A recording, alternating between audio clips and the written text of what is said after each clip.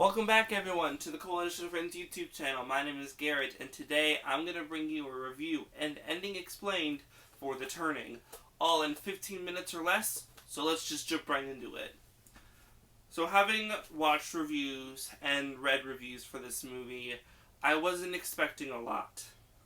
People said that the ending didn't make sense, that it wasn't really well done. I disagree. I think this movie is quite enjoyable for a couple reasons, and I'm going to get into those now. So, it's a little bit more scary, at least than Gretel and Hansel, which I've already covered on my channel. If you want to see that, hit that thing up there, or up there, one of the sides it'll come on anyways. But, so, this was more thrilling, it had more scares to it. The acting is a lot better, especially from the small girl who was in this movie. She was really good. I fully bought her as a small kid. When she's in the car, also there's going to be spoilers in this review, because I'm also going to explain the ending, but just deal with it. When she's in the car and she's screaming that she's going to die, you genuinely feel from the actress that she fully believes in that.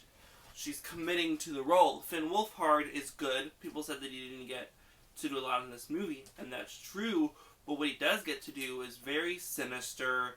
It's very weird. It's a good departure from what he's done. Stranger Things.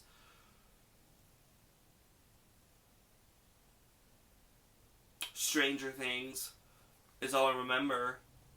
Has he been in other movies? He's been in It. So, yes, he's had to be scared in two separate things, but this one, he's not scared. He's more a antagonist. So it's nice to see him do that. He does well for what he's given. May not be a lot, may not get any really character growth or stuff. So we'll see how that generally goes. Mackenzie Davis, who plays the lead actress, I think sells it really, really well. I like her performance a lot. She starts as this naive, I think maybe 21, 22-year-old. I'm not exactly sure in the age. At least enough to where she has a educational background and she can get hired through a school to teach this little girl. And her arc through it, her just decline in sanity and her resilience to do something more is cool to watch. I liked it. I did like her performance, and I care for her. When things start going wrong and you see her getting impacted, it sucks to see her going through this. I've had a couple of friends come to me complain that she should have just left, which she did. She did, but then she came back because she promised to this little girl that she wouldn't leave. And for her to be a character that we can like and care about, if she just disregarded this promise just because things are tough and the kids are pranking her and things are going wrong, is a really shitty thing to do for a character, and we wouldn't care for her. We wouldn't care that she survives this at all, which I don't think she does, mind you, because of how the ending is. And the complexity of her character dealing with her mom is very important. Her mom is actually a really, really critical character, may not have a lot of screen time, but with her actions that her mom takes place, the stuff that she sends her, is what sets up our endings and what I believe is to be correct. I'm probably not correct, but we'll go on.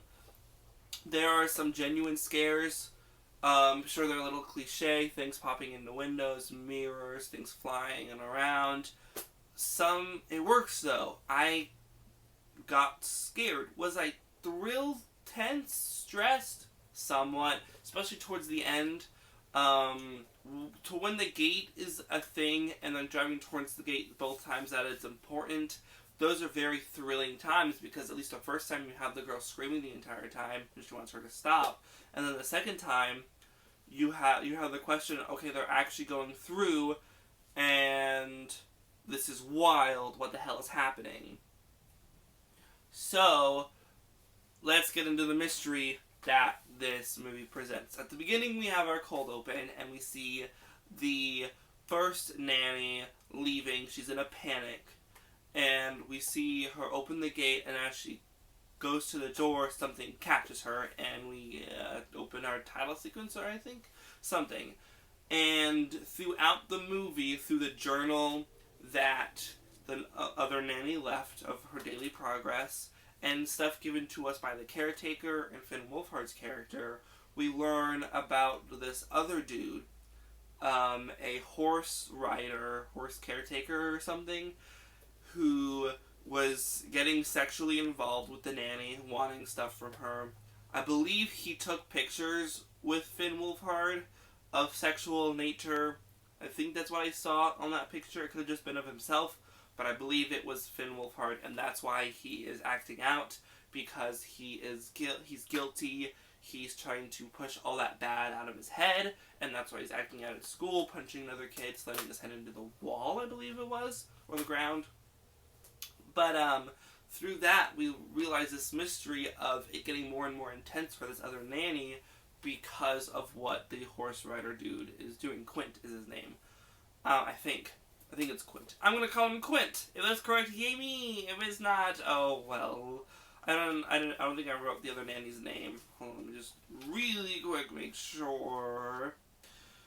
But then on, we learn how bad it was getting, how she was like hiding in her room, needing to lock it. Miles is Finn Wolfhard's character's name. Flora is the small little girl.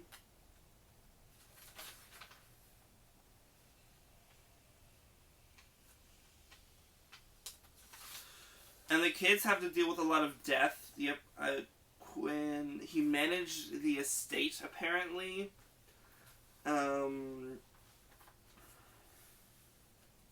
So yeah, there's a lot of dream sequences that are kind of annoying just because they're scares and they're not real, but I think that is to affect more of her like viewpoint of reality and have that changed. So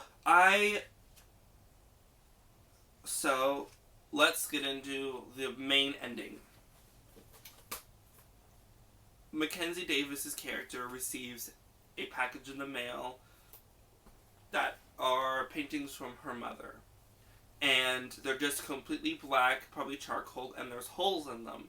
So we go through our ending, we learn that Quint killed the nanny, the housekeeper killed Quint, and so both of their spirits are haunting this house because they haven't completed their journey, they're unrestful, they haven't moved on to heaven or hell, probably heaven for the nanny, hell for Quint.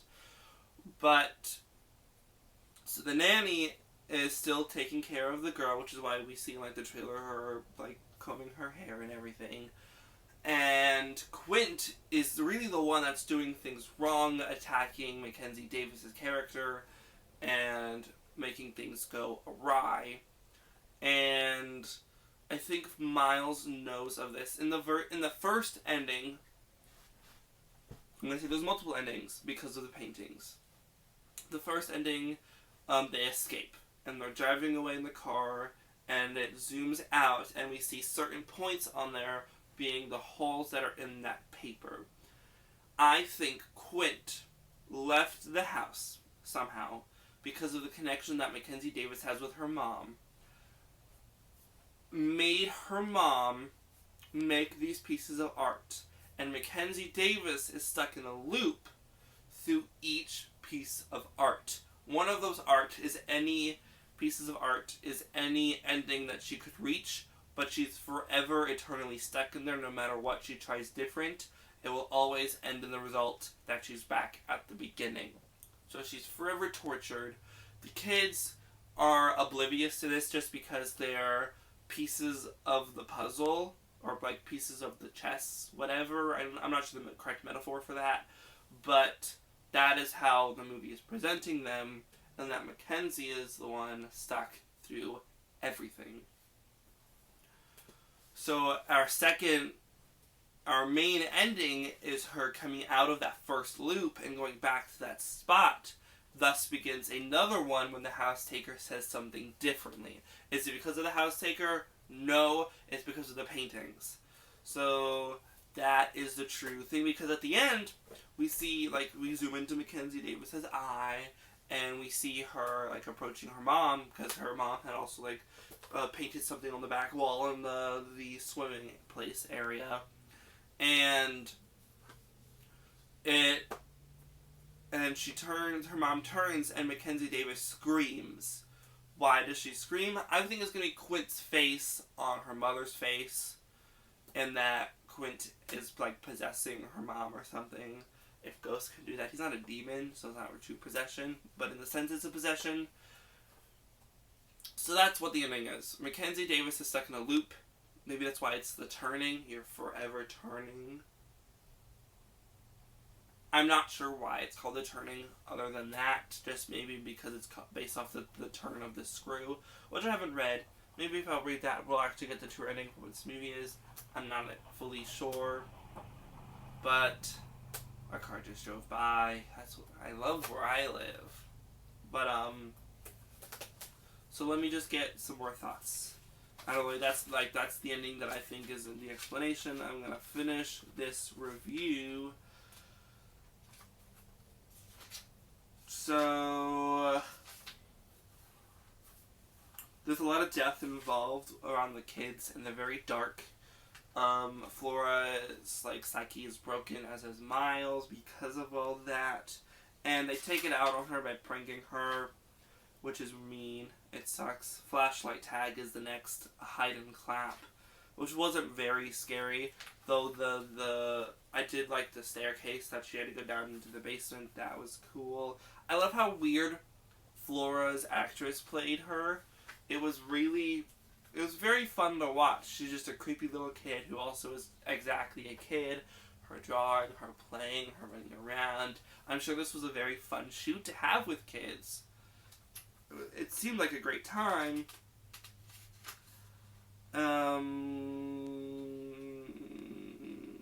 Oh, her name is Kate. Right. Yeah, the nanny's body was in the water, as that also, was, like, foreshadowed by the kids throwing the doll in the water. They didn't know that for sure, although I think Miles did in the first ending, that the body was there, and then the second ending they were just, like, torturing her more by saying they weren't. But yeah, like, the whole last 20-30 minutes, I was deeply enthralled in this movie. I really did enjoy it, have a great time. I'm not sure it's supposed to be a think piece. Maybe that's just because of the way they presented information, but I liked having stuff to think about after this movie. I didn't leave unsatisfied. I felt like me being able to think about it more gave me, like, it satisfied me to a deeper level because I had more to think about with the film. So in the end, I did like this movie. If you want to see it, I think you should. It has quality performances. It's shot very well. There's some quality scares that are shown really cool, in a really cool way. And I'm going to maybe give it like a 7, 8 out of 10 if I had to give it a rating. So if you liked it, give it a like. If you want to see more, hit that subscribe button. Comment down below if you've seen The Turning and what you thought about it. And I will see y'all in the next video. Bye-bye!